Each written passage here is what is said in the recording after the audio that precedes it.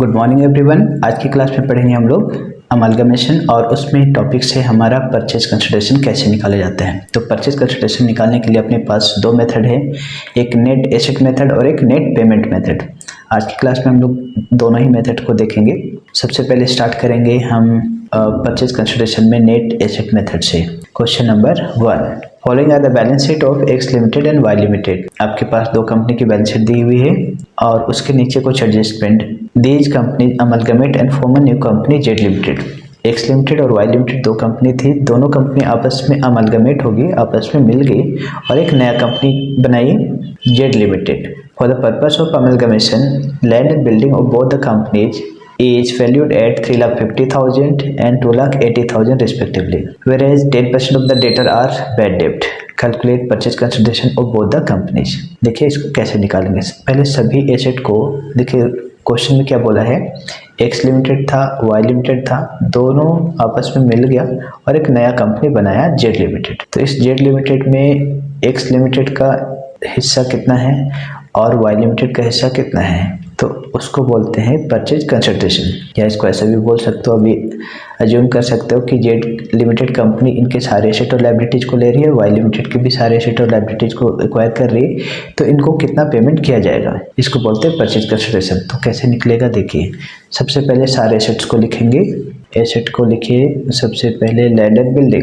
Land and building, land and building की price x limited का 3 लाख और 2,50,000, बट यहाँ पर आपके पास कुछ एडजस्टमेंट दिया हुआ है। Land and building of both the company is valued at 3,50,000 और 2,80,000। तो जो नया प्राइस दिया हुआ है उसको लिखना है, और कुछ नहीं बोला है तो फिर बुक वैल्यू मतलब बैलेंस शीट वाला। तो लैंड एंड बिल्डिंग की प्राइस दी हुई है तो उसको लिखेंगे। उसके बाद आपका है next plant and machinery.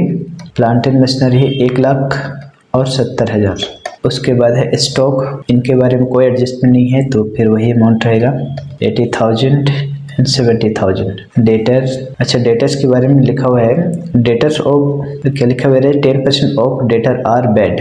Debtor 10% जो है वो बैड हो गया। बैड मतलब क्या होता है समझिए, डेटर का मतलब होता है हमारा कस्टमर, जिससे हमें पैसे लेने होते हैं उसको बोलते हैं डेटर्स। तो एक्स कंपनी का डेटर्स था 60,000 और वाई कंपनी का डेटर था 70,000। इसका 10% अमाउंट डूब गया, उसके कस्टमर्स ने पैसे नहीं दिए, तो उसको बोलते हैं बैड डेब्ट। तो यहाँ पर लिख देते हैं ब्रैकेट में लेस 10%। तो 60,000 में अगर 10% कम मिलेगा, 10% 60,000 का 6,000 होता है, तो यदि 6,000 कम मिलेगा तो 54,000 हो जाएगा। और 70,000 में अगर 10% कम मिलेगा, 10% हो रहा है आपका इसका 7,000, तो 63,000 हो जाएगा। और cash at bank as it is लिखेंगे, कैश एट बैंक बहुत सिंपल है। इसको सारे एसेट्स को आप लिख दीजिए पहले 60,000 और इसको कर दो टोटल एसेट्स। सारे एसेट्स को टोटल कर दीजिए। सभी को टोटल करने पर आ रहा है, एक्स लिमिटेड का 6,34,000 और वाई लिमिटेड का आ रहा है 5,43,000। अब नीचे लिखेंगे लायबिलिटीज। तो लायबिलिटीज में देखिए क्या है, लायबिलिटीज में केवल है creditor, sundry creditor. Sundry creditor है 70,000 और 30,000, इसको भी कर देंगे टोटल, और तो कुछ है नहीं, तो ये हो गया 70,000 और ये 30,000।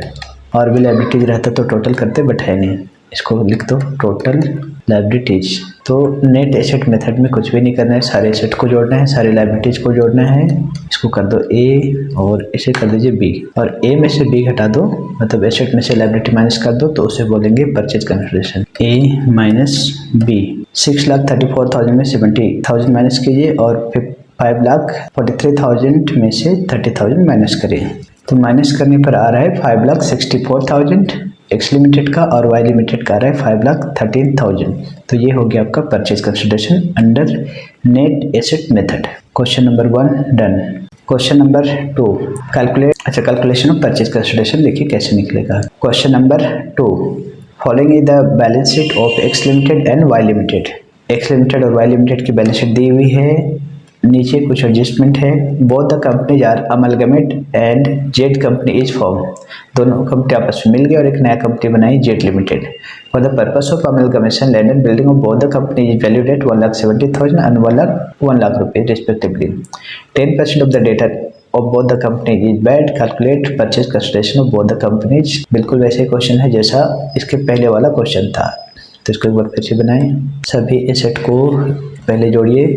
Land and building, land and building की प्राइस एडजस्टमेंट में दी हुई है तो उसको लेना है, और नहीं रहेगा तो बैलेंस शीट वाला। तो इसका है 1,70,000 और वाई लिमिटेड का है 1 लाख। उसके बाद प्लांट एंड मशीनरी की वैल्यू है 70,000 एंड 50,000। फिर है डेटर के लिए क्वेश्चन में लिखा हुआ है कि 10% of the debtor of both the company is bad. दोनों ही कंपनी का 10% डेटर बैड डेप्ट हो जाता है, तो लिखेंगे लेस 10%। इसका मतलब है डेटर से जैसे 20,000 लेना है, इसे 25,000 लेना है, तो वो 10% अमाउंट कम मिलेगा। तो 20,000 का 10% होता है 2,000। तो अगर हम 20,000 में 2,000 कम करेंगे तो आएगा 18,000। और 25,000 का 10% होता है 2,500। तो अगर 25,000 में 2,500 माइनस करोगे तो 22,500 आएंगे। उसके बाद है cash at bank 15,000 10,000 and then है स्टॉक है 40,000 और 30,000। तो ये सब एसेट हो गया। इसको कर दीजिए टोटल, इसको लिखेंगे टोटल एसेट, इसको कर दो ए। अब उसी तरीके से लाइबिलिटीज को लिखेंगे। लाइबिलिटीज में सिर्फ एक ही है sundry creditor which is 40,000 and 15,000। इसको भी कर देते टोटल 40,000। और भी आइटम रहता तो उसको जोड़ के लिखते, बट यहाँ पर सिंगल आइटम है। इसको कर दो बी।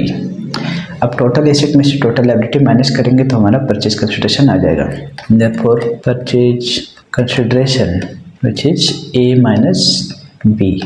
तो कंपनी ए का आ गया, कंपनी एक्स लिमिटेड का परचेज कंसिडरेशन आया 2,73,000 और वाई का आया 1,97,500 रुपीज़। तो ये आपका आंसर हो गया। Question number 2 done. Question number 3, the following is the balance sheet of Q Limited as on 31st March 2019। Balance sheet दी हुई है Q Limited का और नीचे कुछ एडजस्टमेंट है। R Limited agree to take over the business of Q Limited। R Limited एक नया कंपनी है, उन्होंने Q Limited को एक्वायर कर लिया या टेक ओवर कर लिया। Calculate purchase consideration under net asset method. Net asset method से आपको परचेज कंसिडरेशन निकालना है on the basis of the following.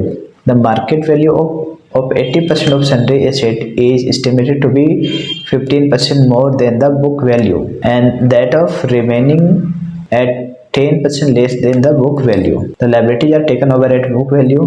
There is an unrecorded liability of 35,000 rupees. ठीक है, तो नेट एसेट मेथड में आपने इससे पहले वाले क्वेश्चन में देखा कि किस तरीके से परचेज कंसिडरेशन निकालते हैं। सिंपली एसेट में से लाइबिलिटी को माइनस करते हैं। तो पहले देखेंगे कि जो क्यू लिमिटेड है उसको आर लिमिटेड ने जब एक्वायर किया तो उसके एसेट को कितने में लिया उसको लिखेंगे। तो आइए देखते हैं। पहले थोड़ा सा वर्किंग कर लेते हैं। हेडिंग लिखो कंप्यूटेशन ऑफ परचेज कंसिडरेशन। तो उसमें एसेट में से लायबिलिटी को सिंपली माइनस कर देना है। छोटा सा वर्किंग करेंगे। देखिए यहाँ पर ना एसेट्स कितना है। अच्छा, कई तरह के एसेट यहाँ पर दिख रहे हैं। सन्ड्री एसेट है, discount on issue of debenture, preliminary expenses and profit and loss का डेबिट बैलेंस एसेट से दिख रहा है। तो ये सब जो है हमारा फिक्टिशियस एसेट होता है। तो फिक्टिशियस जब भी आप परचेज कंसिडरेशन निकालेंगे तो फिक्टिशियस एसेट को काउंट नहीं करना है। तो जो रियल एसेट होगा बस उसको करेंगे, जैसे discount on issue of share, preliminary expenses, profit and loss, under writing commission, goodwill return of, ये सब कुछ फिक्टिशियस एसेट होता है, उसको काउंट नहीं करना होता है। तो यहाँ पर केवल एक ही एसेट है, सन्ड्री एसेट। इसको थोड़ा वर्किंग कर लेते हैं। Total sundry asset, total company की सन्ड्री एसेट थी 18 लाख रुपीज़। अच्छा, इस सन्ड्री एसेट 18 लाख रुपीज़ में क्या क्या दिया हुआ है उसको समझिए। जब इसको आर लिमिटेड टेक ओवर कर रहा है तो सारा एसेट को इसके एक्चुअल प्राइस पर नहीं ले रहा है, उसका वैल्यू कुछ अलग दिया हुआ है। क्या दिया हुआ है देखिए, बोलते हैं market value of 80% of the sundry asset is estimated to be 15% more than the book value. देखिए इस एसेट को दो पार्ट में बांटिए। पहले एक बोल रहा है कि जो 18 लाख एसेट है उसका 80%, तो 18 लाख का जो एसेट है उसका पहले 80% निकाल लो, 80/100, और फिर रिमेनिंग कितना बचेगा 20%। तो 18 लाख का 20%, मतलब इस 18 लाख का जो एसेट है उसको दो पार्ट में पहले डिवाइड कर रहे हैं, क्योंकि क्वेश्चन ने ऐसा बोला है। क्या बोला, एक बार दोबारा देखिए। Market value of 80% of the sundry asset is estimated to be 15% more than the book value. Total 18 lakh का एसेट है, उसका 80% एसेट को कंपनी ने 15% ज़्यादा प्राइस पे लिया। तो पहले 80% को अलग कर लेते हैं। 18 लाख का 80% होता है 14,40,000 रुपीज़, और 18 लाख का 20% होता है 3,60,000 रुपीज़। तो पहले इसको दो पार्ट में अलग कर लीजिए और देखिए क्वेश्चन में क्या बोला है कि 80% वाला पोर्शन को कंपनी ने 15% ज़्यादा अमाउंट पे लिया। तो जब इस एसेट को लिया 14,40,000 वाला पोर्शन को जब लिया तो उसको 15% उन्होंने ज़्यादा प्राइस दिया, ज़्यादा दिया तो उसको ऐड करेंगे 15%। तो 14,40,000 का हम जोड़ेंगे 15%, 2,16,000। मतलब इस एसेट के लिए उन्होंने 2,16,000 रुपये ज़्यादा प्राइस पेड किए। तो इस 80% वाले पोर्शन का इसका वैल्यू हुआ 16,56,000 रुपीज़ ये। और जो 18 लाख का रिमेनिंग पोर्शन था, जैसे क्वेश्चन में देखेंगे, and that the remaining at 10% less than the book value, और बाकी जो बचे हुए एसेट हैं जैसे 18 लाख में 80% तो अलग हमने कर लिया, तो बाकी कितने बचे हैं, बाकी 20% बचे हैं। तो बाकी 20% अगर हम निकाले तो 3,60,000 होता है। उसको कंपनी ने 10% कम पैसे दिए उसके, तो इसको लेस कर देंगे 10%। अच्छा, 3,60,000 का 10% कितना होगा, 36,000 रुपया। तो अगर उन्होंने 36,000 रुपये कम दिए पैसे तो कितना मिलेंगे, 3,60,000 माइनस 36,000, 3,24,000। तो क्वेश्चन में जो एडजस्टमेंट होगा उसको पहले समझना होगा। तो क्वेश्चन ने बोल रखा था कि टोटल एसेट का 80% वाला जो एसेट है उसको कंपनी ने 15% ज़्यादा अमाउंट देकर लिया। तो 18 लाख टोटल एसेट है, उसका 80% पहले हमने निकाला 14,40,000 हो रहा है, और उसका प्राइस जो नया कंपनी उसने कितना पेड किया, तो 15% ज़्यादा। तो 14,40,000 का 15% यदि निकालते हो तो 2,16,000 होता है। तो 14,40,000 रुपया का जो एसेट था उसको उन्होंने 2,16,000 ज़्यादा रुपया पेड करके लिया। इसका मतलब टोटल उसने इस पोर्शन के पेमेंट के 16,56,000 रुपीज़। वहीं पर बचे हुए एसेट, तो बचे हुए एसेट कितना बन रहा है, 18 लाख का 20%, क्योंकि 80% वाला को उन्होंने ज़्यादा प्राइस पे लिया, लेकिन रिमेनिंग एसेट कितना बचता है, 18 लाख का 20%, 80% को अलग किया हो तो 20% बचा। अब उस 20% का पोर्शन हो रहा है 3,60,000। अब ये 3,60,000 को उन्होंने 10% कम अमाउंट देकर उसको एक्वायर किया, तो लेस देन 10% लिखा हुआ है, 10% less than the book value.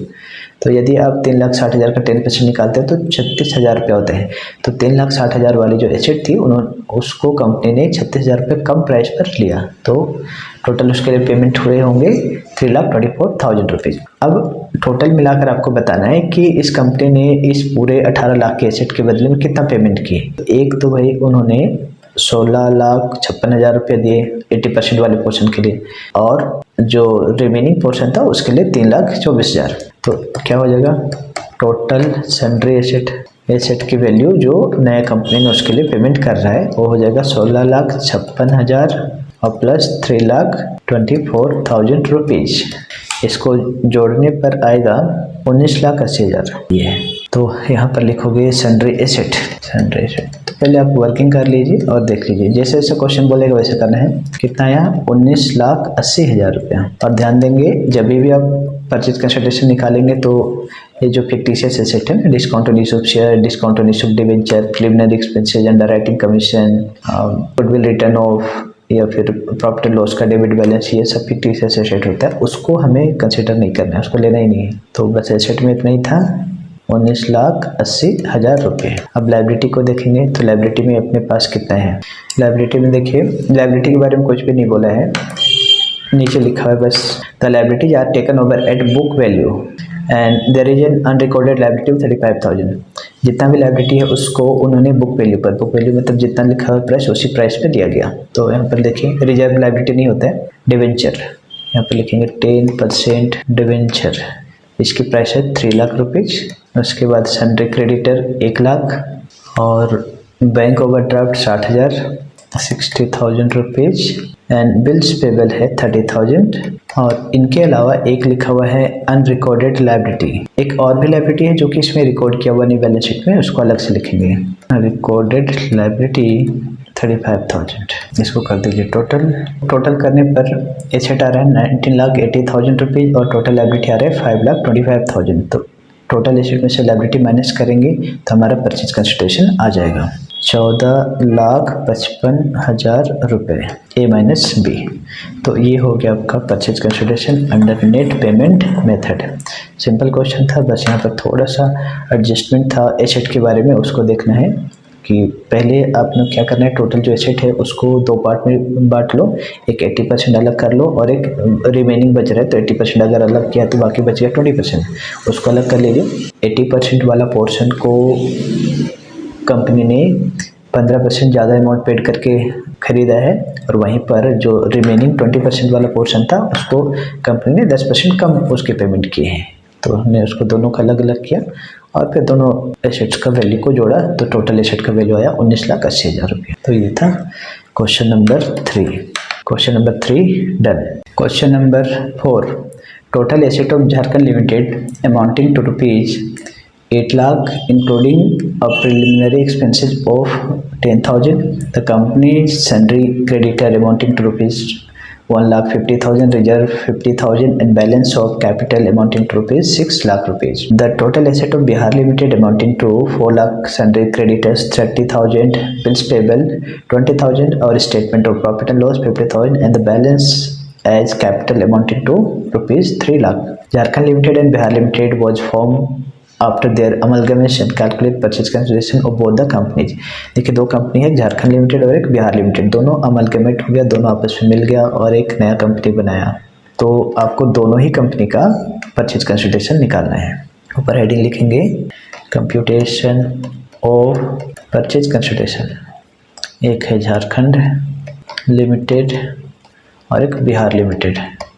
दोनों ही कंपनी का पहले एसेट लिखेंगे, दोनों की लायबिलिटी लिखेंगे और दोनों को माइनस कर देंगे। तो पहले देखिए झारखंड लिमिटेड का एसेट कितना है, 8 lakh including preliminary expenses of 10,000। जैसे कि आपको बताए हैं कि कोई भी fictitious asset, preliminary expenses, under writing commission, goodwill return of, फिर आपका debit balance of profit and loss, ये सबको कंसिडर नहीं किया था, लेना नहीं है। लेकिन बोल रहा है जो एसेट है टोटल एसेट्स उसमें से आपका 8 लाख रुपये में ये 10,000 रुपये इंक्लूड है बोल रहे हैं। तो इस 8 लाख में अगर 10,000 इंक्लूड है तो उसको 10,000 को हटा के लिखेंगे ना, उसको काउंट नहीं करना है, तो हो जाएगा 7,90,000 रुपये। और वैसे ही अच्छा अगली कंपनी का हम देख लेंगे क्या है। ये टोटल एसेट हुआ और कंपनी का सन्ड्री क्रेडिटर, ये लायबिलिटी है, लायबिलिटी में लिखोगे सन्ड्री क्रेडिटर है 1,50,000। रिजर्व को काउंट नहीं करना है और कैपिटल वगैरह तो लेना नहीं है, बस एसेट और लायबिलिटीज को काउंट करना है। तो एसेट हो गया 7,90,000 और लायबिलिटी हो गया 1,50,000, ये झारखंड लिमिटेड का। आगे देखते हैं total asset Bihar limited amounting to rupees 4 lakh. Bihar limited का टोटल एसेट है 4 लाख रुपीज़, तो यहाँ बिहार लिमिटेड में लिख दो एसेट में 4 लाख, सन्ड्री क्रेडिटर 30,000। इसके अलावा यहाँ पर बिल्स पेबल भी है, ये भी एक लायबिलिटी होती है। बिल्स पेबल बिहार लिमिटेड की है 20,000 रुपये और statement of PL profit and loss तो लेते नहीं है और कैपिटल को भी लेना नहीं है, बस इतना ही है। अब इसको कर दो टोटल, इसको करेंगे टोटल एसेट्स 7,90,000, ये 4 लाख और वैसे ही लायबिलिटी को भी देखिए 1,50,000 और ये 50,000। ये टोटल एसेट को ए, टोटल लायबिलिटीज को बी, तो परचेज कंसिडरेशन हो जाएगा ए माइनस बी। परचेज कंसिडरेशन का मतलब होता है ए माइनस बी, एसेट में से लायबिलिटी माइनस कर दीजिए। तो 7,90,000 में 1,50,000 माइनस करें तो माइनस करने पर आ रहा है झारखंड लिमिटेड का 6,40,000 और बिहार लिमिटेड का 3,50,000 है। ये हो गया आपका परचेज कंसिडरेशन 6,40,000, 3,50,000। तो ये question number 4 done. Question number 5, the total asset of Amar limited amounting to rupees 20 lakh including underwriting commission. देखिए इसके पहले वाले क्वेश्चन में हम लोग डिस्कस कर चुके हैं कि जब भी हम परचेज कंसिडरेशन निकालते हैं अंडर नेट एसेट मेथड, तो under writing commission, preliminary expenses, goodwill return of, फिर इस तरीके का कोई भी फिक्टिशियस एसेट हो उसको कंसिडर नहीं करते, उसको नहीं लेते। अगर एसेट में इंक्लूड है तो उसको हटा के लिखिए और अगर इंक्लूड नहीं है तो उसको छोड़ दीजिए। तो यहाँ पर एक अंडर राइटिंग कमीशन दिख रहा है जो कि इस 20 लाख रुपए में इंक्लूड है बोल रहे, तो उसको हटाना पड़ेगा 25,000। This companies creditor amounting to 2 lakh, debenture amounting to 3 lakh rupees. Reserve को तो काउंट नहीं करते हैं, statement of profit and loss को भी काउंट नहीं करते हैं। अगर ये इसमें इंक्लूड रहता है तो उसको फिर हम लोग माइनस करते हैं। And the balance as capital 12 lakh रुपया, तो इसको भी लेना नहीं है। सिंपल एसेट और लायबिलिटीज को लेना है। अगर कोई फिक्टिशियस एसेट में इंक्लूड है तो उसको हटा देना है। The total asset of Akbar limited amounted to ₹12 lakh including statement of PL. देखिए इसमें इंक्लूड है बोल रहा है तो उसको हटा दीजिए, ये फिक्टिशियस एसेट है। लायबिलिटीज में क्रेडिटर है 2,50,000, बिल्स पेबल 50,000, रिजर्व को काउंट नहीं करना है और कैपिटल को भी काउंट नहीं करना है। After there amalgamation Anthony limited was form. Amar और अकबर मिलाकर एक नया कंपनी बनाया Anthony limited. Calculate purchase consideration of both the companies. तो देखिए यहाँ पर सभी में एसेट और लायबिलिटीज अगर क्वेश्चन में दिया हो तो हमें नेट एसेट मेथड से क्वेश्चंस को बनाने होते हैं। तो सिंपल हमें क्या करना है, एसेट्स को लिखना है और लायबिलिटीज को लिखना है और दोनों को माइनस कर देना है। अमर लिमिटेड और ये अकबर। शुरू से देखिए अमर लिमिटेड का एसेट है 20 लाख रुपीज़। टोटल एसेट्स अमर लिमिट है 20 लाख, जिसमें से अंडर राइटिंग कमीशन है वो 25,000 रुपये इंक्लूड है। तो 20 लाख रुपया में आप 25,000 माइनस कर दीजिए तो बचेगा 19,75,000 रुपया। और कंपनी का क्रेडिटर है 2 लाख रुपया, क्रेडिटर है 2 लाख रुपए। Debenture 3 lakh rupees. रिजर्व को काउंट नहीं करते, प्रॉफिट एंड लॉस को नहीं लेते। अब आपका जो बैलेंस ऑफ कैपिटल है उसको भी काउंट नहीं करना है। अब आते हैं asset of Akbar limited 12 lakh including profit and loss है डेबिट बैलेंस 50,000 रुपया। तो ये 12 लाख रुपया है, उसमें से 50,000 रुपया आपका प्रॉफिट एंड लॉस जो है ना डेबिट बैलेंस वाला वो इंक्लूड है, तो उसको भी हटा दीजिए। तो ये बचेगा आपका 11,50,000 रुपये। तो कोई भी अगर फिक्टिशियस एसेट इंक्लूड है एसेट में तो उसको हटा के लिखना है। और फिर लायबिलिटीज में है क्रेडिटर है 2,50,000, bills payable 50,000, bills payable 50,000 and reserve को तो काउंट नहीं करते हैं, बैलेंस ऑफ कैपिटल भी काउंट नहीं करते हैं। तो यहाँ पर जो अकबर वाले कंपनी है उसमें क्रेडिटर और बिल्स पेबल ही लायबिलिटी है, बाकी नहीं है। अब इसे कर दीजिए टोटल। तो बड़ी ध्यान से देखना है कि कितना एसेट और कितना लायबिलिटीज को कंपनी ले रहे हैं। कोई भी फिक्टिशियस एसेट को काउंट नहीं करेंगे। टोटल एसेट्स इसको कर दीजिए ए, टोटल लायबिलिटीज इसको कर दीजिए बी। तो टोटल करने पर आ रहा है 19,75,000 और ये 11,50,000। वहीं पर यहाँ पर आएगा 5 लाख और ये आ रहा है 3 लाख। तो ए में से बी माइनस कर देंगे तो वो हमारा परचेज कंसिडरेशन आ जाएगा। परचेज कंसिडरेशन मतलब ए माइनस बी। एसेट में से लायबिलिटी माइनस कर दीजिए। 90,75,000 में 5 लाख घटा दो तो बचेगा 14,75,000 और यहाँ पर 11,50,000 में 3 लाख घटा दीजिए 8,50,000। तो ये हो गया आपका क्वेश्चन नंबर 5 डन।